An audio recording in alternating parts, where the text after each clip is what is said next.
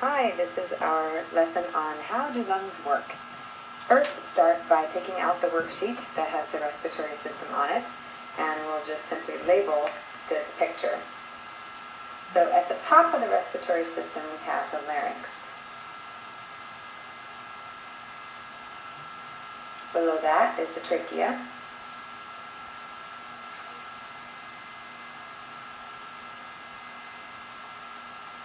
Then we're going to start talking about the different lobes of the lung.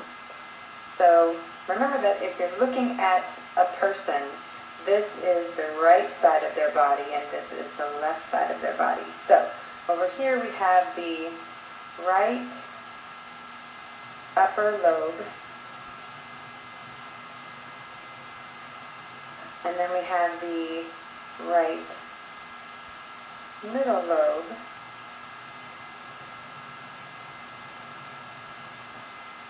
and then we have the right lower lobe.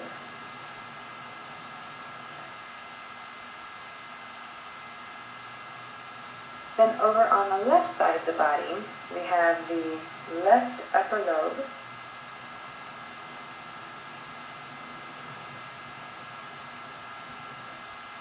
and then we have the left lower lobe.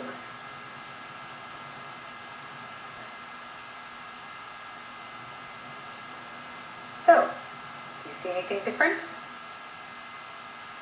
Sure. On the right side, you have 1, 2, 3 lobes.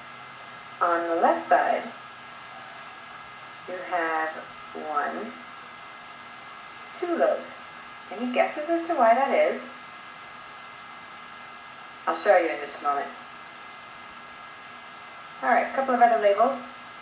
We have the bronchial tree, which is this label right here, which is actually pointing to just a small portion of the whole bronchial tree. The bronchial tree is all of this stuff in here. All of this. Bronchial tree everywhere, and on this side, going everywhere. Now I know what you're thinking. Do I have to color it in like Ms. Corbett is? You can if you want, but it's not necessary.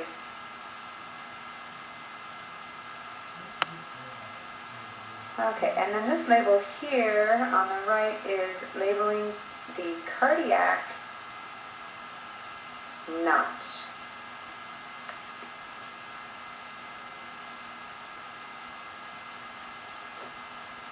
And we'll talk about what that is in just a moment.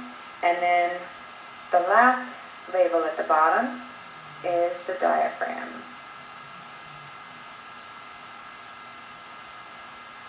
And that's this muscle right here. It's important to know that your lungs are not muscle tissue. There's no muscle tissue in your lungs. So how is it that you're able to expand and contract your lungs to be able to get the air in and out?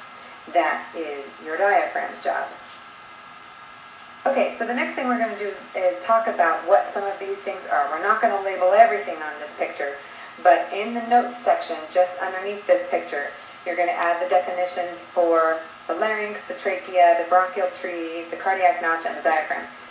Try to fit these notes just on the front of this page, because we're going to be using the back of the page or your own separate sheet of notebook paper for the rest of the notes.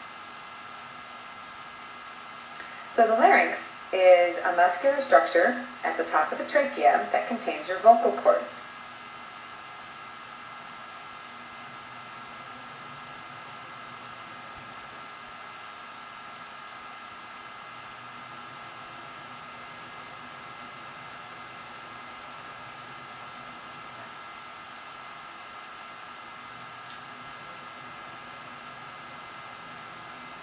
Your trachea is the tube through which air travels from the larynx to the lungs. You can feel your trachea. If you put your fingers on your throat and feel that kind of ribbed-like structure right in the middle, don't press too hard, that's your trachea.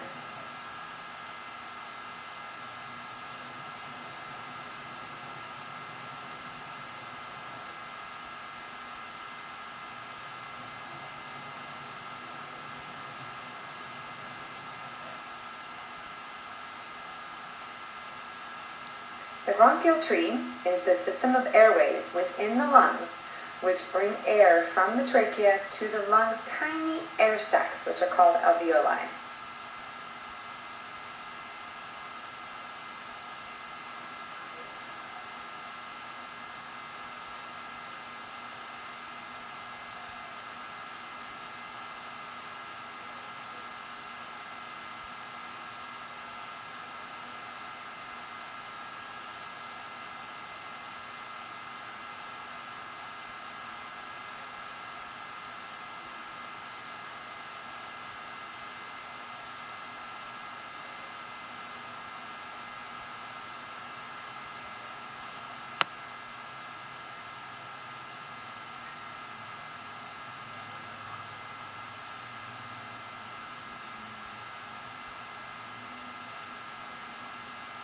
The cardiac notch is the indentation in the left lung that provides room for the heart. So there you go. Here is the cardiac notch, right here. And this is where the room for your heart goes. So that's why the lung on the right has 3 lobes, and the lung on the left only has 2. Because your heart kind of sits at an angle, and your lungs need to leave room for it.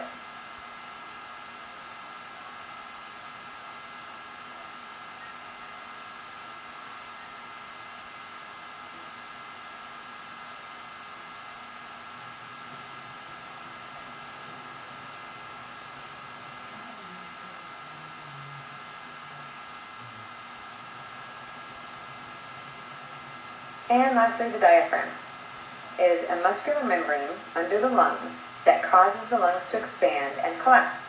The lungs have no muscle tissue and cannot expand and collapse on their own.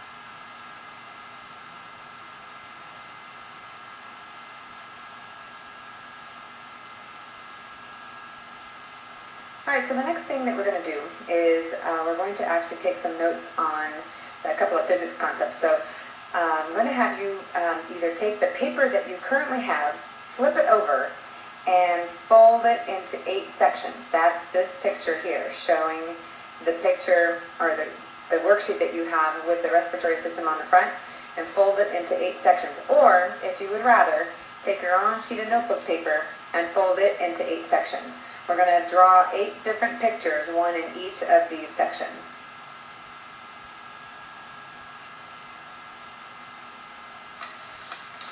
Okay, so I'm going to take mine.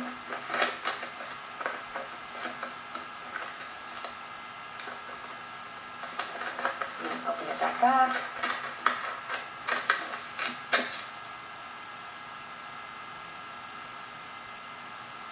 Alright, here we go with some notes on how the lungs work.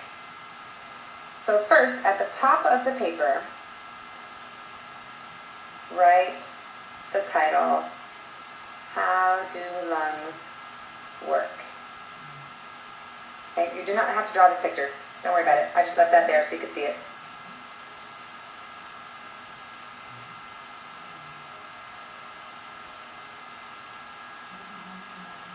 Now I'm going to get to how lungs work in a little bit, but first, we need to address a little bit of physics that you're going to learn next year in 8th grade, and you've probably learned a little bit in elementary school. But I just want to make sure that everybody understands 2 very important concepts, density and air pressure. So, in the first square, that you have on that piece of paper that you folded into 8 sections. Write the word density and then write or draw these 3 beakers with these equal levels of water in them.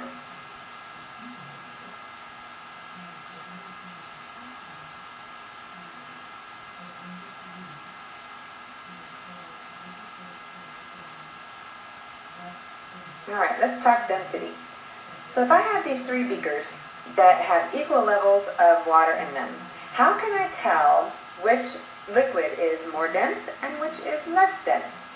Well, it has to do with the amount of mass in each of these, because each of these beakers have the same amount of volume in them, so the part that's going to be different about them is their mass. So let's say that this one has 6 molecules of whatever, let's say salt in it, okay? And this one has 9. Okay, which one is more dense? Right, this one is more dense. And you should be drawing everything that I draw on your drawing. Okay, so what about this one? What if it only has 3? Okay, so this one is less dense than the first one, or than either of them. So in this case, the difference in density had to do with the mass being different. The mass was changing from beaker to beaker. So if you change the mass, that is going to change the density.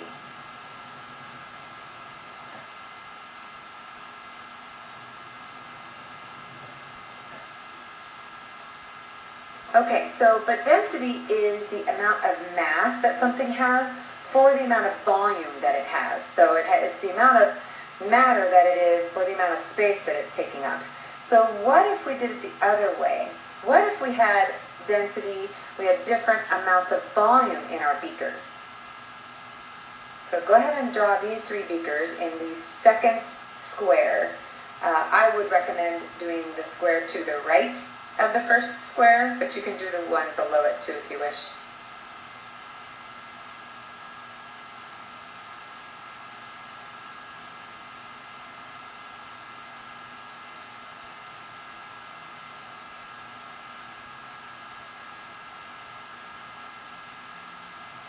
Alright, so this time we have the same amount of matter in each of these.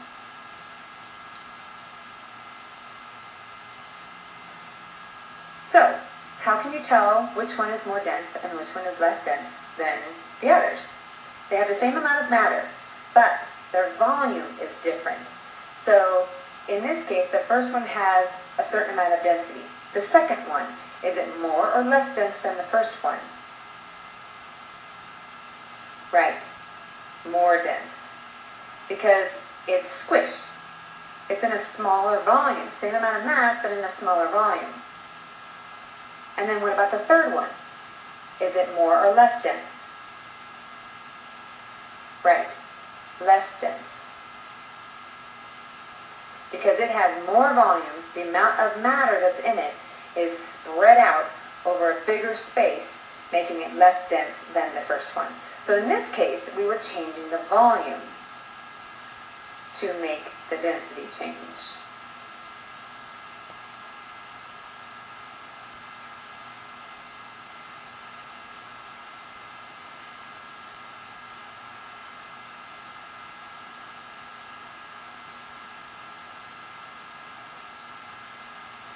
So as it turns out, that changing volume and changing density has a lot to do with air pressure. So in your third box, write the word air pressure. And then the next 3 boxes, we're going to talk about air pressure, dealing with air pressure and just random things in our universe. So the first one I'm going to do is the air pressure differences between one room and another room. So in this case, we have, just draw a line down the middle, and this is going to be outside, and this is going to be inside. Both of them have a certain number of air molecules inside the room versus outside. Outside, let's say, has a low pressure because it's a huge amount of volume. Okay, so we have some air molecules. Just draw some dots. Okay, but on the inside, we have, it's a smaller space. There's, maybe more air molecules kind of, squished into here, but it's kind of a smaller space because we're on the inside. So now if I open the door, what's going to happen with the air in one side or the other? Well, on the outside, we have a low pressure, and on the inside is higher pressure.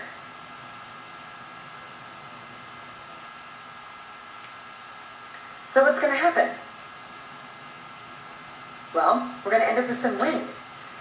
The higher pressure is going to go to the lower pressure. So some of this air is going to flow out. And how long is it going to continue to do that? Until the pressures are equal on the outside and the inside. And sometimes that never happens because outside the volume is so huge that sometimes that just doesn't, it never equalizes. So we constantly have a little bit of a breeze if you keep the door open.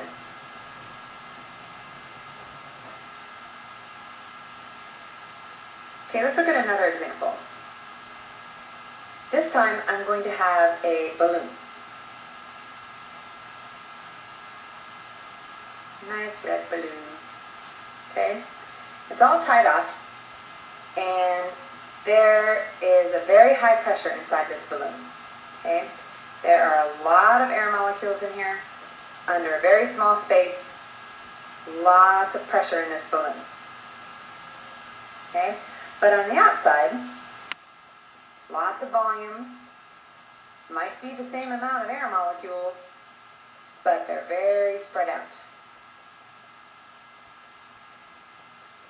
Very, very spread out. So, if I untie this balloon, what's going to happen?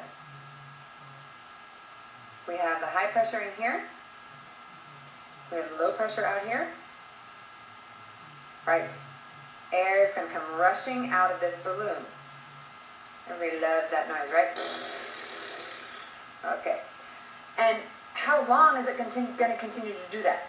Well, until the air pressure on the inside of the balloon equals the air pressure on the outside of the balloon. So eventually, the balloon collapses to the point where the air pressure on the inside is the same as the regular air pressure. So it stops expelling air. Okay, one more example of air pressure and how air pressure works in our world. This is one that deals with airplanes. How is it that we're able to lift these megaton pieces of metal off the ground and fly them up in the air at 34,000 feet? Well, so we have, I got my little plane here, my little tail, and they always have these wings, right? Windows, the cockpit. Yeah, don't you love my plane? All right, so what we're going to focus on is the wing. The wings are key, and the shape of the wing is crucial to being able to fly a plane or get a plane off the ground.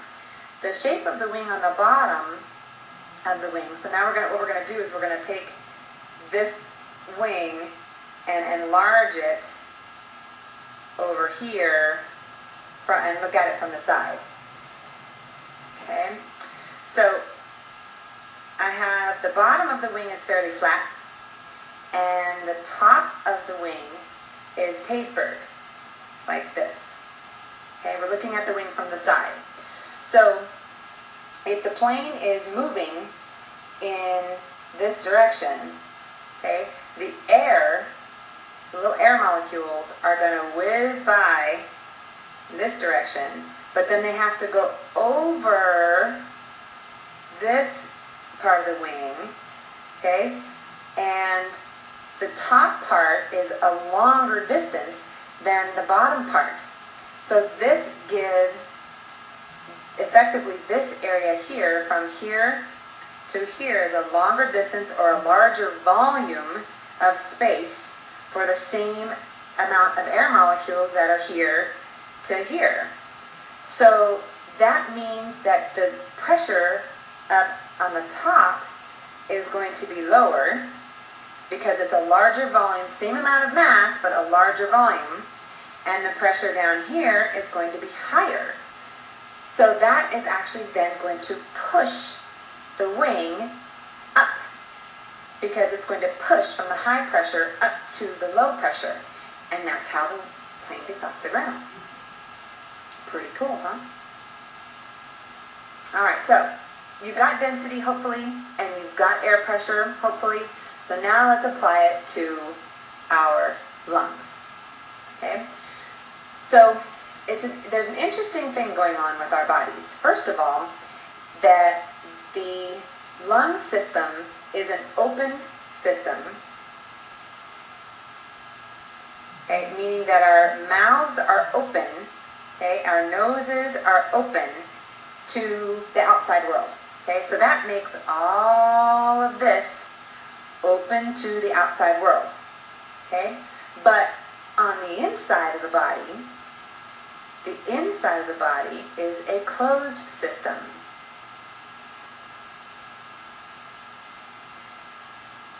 Okay, so all this part in here, and this part, all this part in here, this is all a closed system.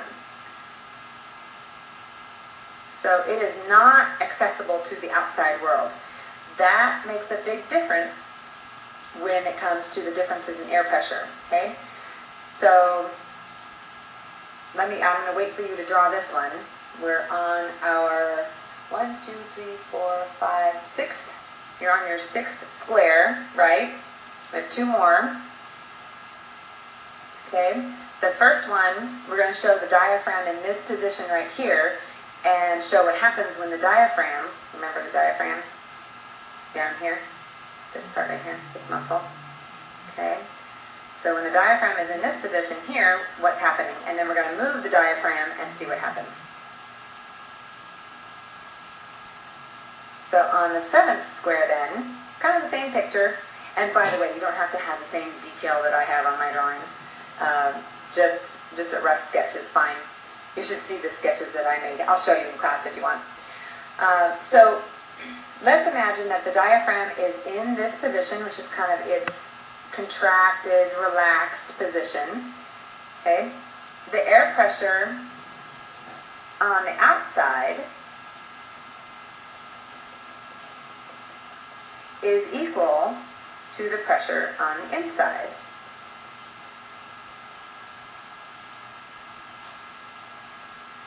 So what does that mean? Well, that means that there's no air movement in through your mouth or your nose.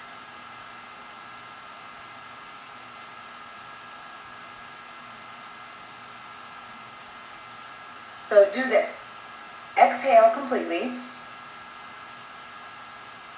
And then just relax.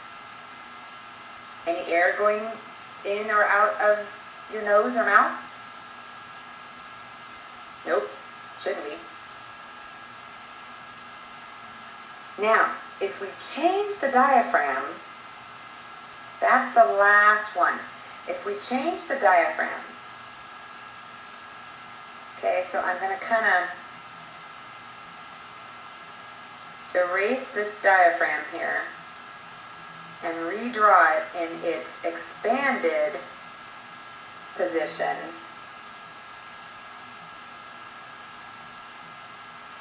So when you expand your diaphragm, you're increasing the volume inside your body.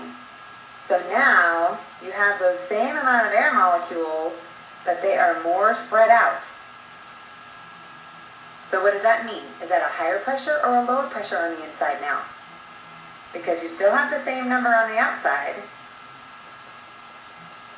You still have the same pressure on the outside, but you've expanded your diaphragm, lowered the pressure on the inside. So this is now a low pressure on the inside and a high pressure on the outside. So what's going to happen? Where's the air movement going to go?